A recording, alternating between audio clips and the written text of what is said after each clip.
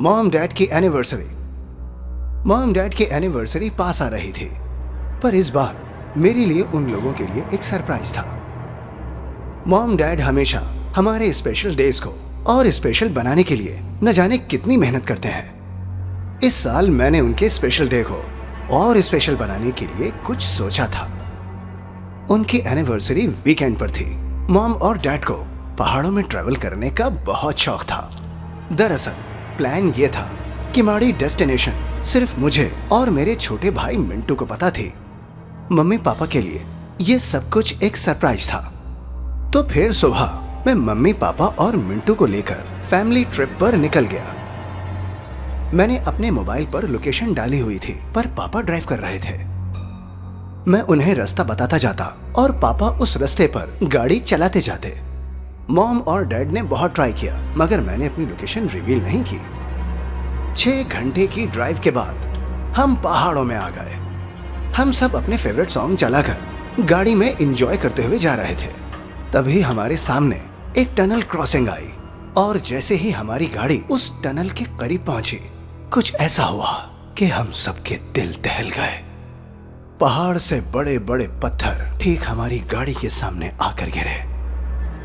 पापा ने जोर से ब्रेक लगाया। हम लोगों के साथ उस दिन बहुत बुरा हादसा हो सकता था, पर हमारी जान बाल बाल बची थी। उस इंसिडेंट के बाद पूरा प्लान खराब हो गया था। हम सब बस घर जाना चाहते थे। पापा ने कुछ देर के लिए गाड़ी साइड में लगाई और फिर यू टर्न लेकर वापस दिल्ली की तरफ जाने लगे। उसी रोड पर वापस जाते हुए मुझे एक साइन दिखा, दिल्ली 280 किलोमीटर्स। फिर कुछ 15 मिनट बाद मुझे वो साइन फिर से दिखाई दिया, दिल्ली 280 किलोमीटर्स। मुझे लगा कि शायद मुझे पढ़ने में गलती हुई है।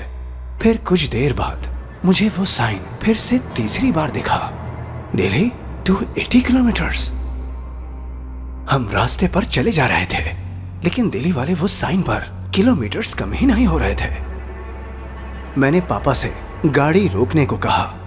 मैंने उन्हें समझाने की कोशिश की, मगर किसी को मेरी बात का विश्वास ही नहीं हो रहा था। सबका मूड ऑलरेडी बहुत खराब था, इसीलिए पापा ने मुझे चुप कराया और फौरन गाड़ी चलाना शुरू कर दी। कुछ ही दूर जाने के बाद हमें दिखा कि रोड पर बहुत ही बूढ़ी सी औरत बैठी हुई कीनू बेच रही थी। मिंटू को कीनू खाना बहुत पसंद था, इसीलिए हमने रुककर उस औरत से थोड़े बहुत कीनू खरीद लिए और गाड़ी में आकर बैठ गए। पापा गाड़ी चला रहे थे, पर कुछ ही देर में कुछ ऐसा हुआ कि सबके होश उड़ गए। हमें वही कीनू बेचती औरत फिर से दिखाई दी।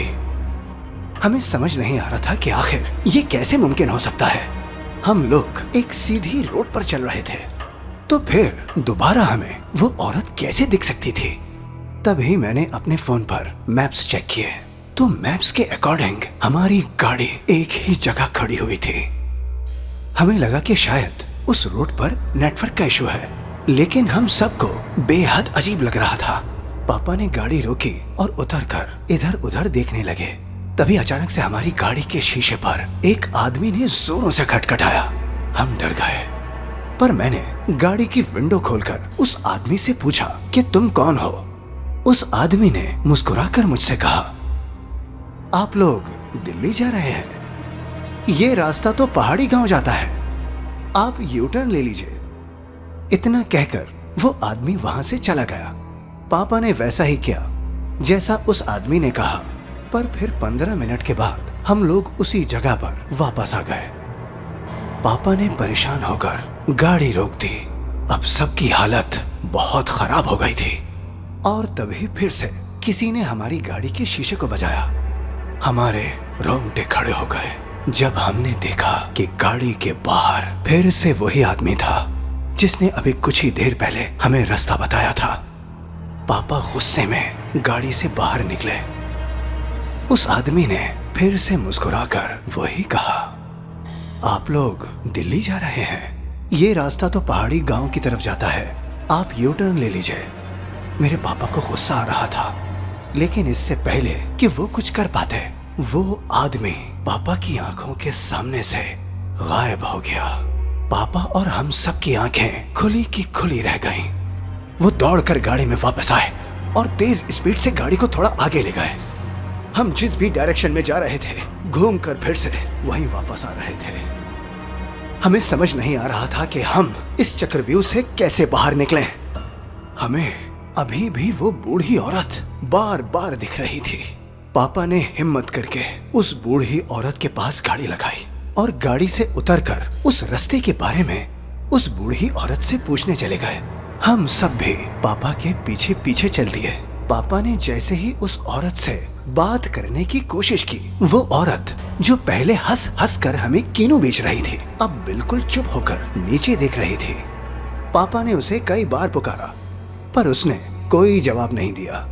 तभी पापा ने उस औरत के कंधे पर हाथ रखा और अचानक उसने झटके से पापा की तरफ देखा।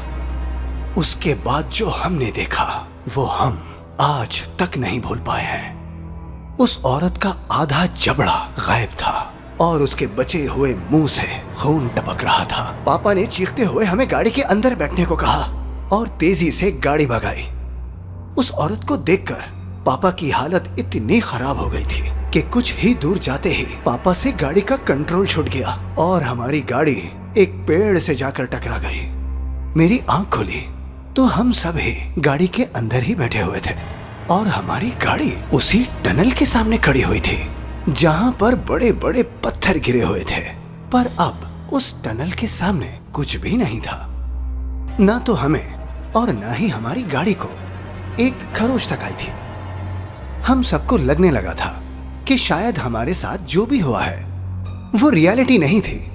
पर तभी मॉम ने देखा कि उनकी सीट के पास गले सड़े कीनुओं से भरी एक थैली पड़ी हुई थी।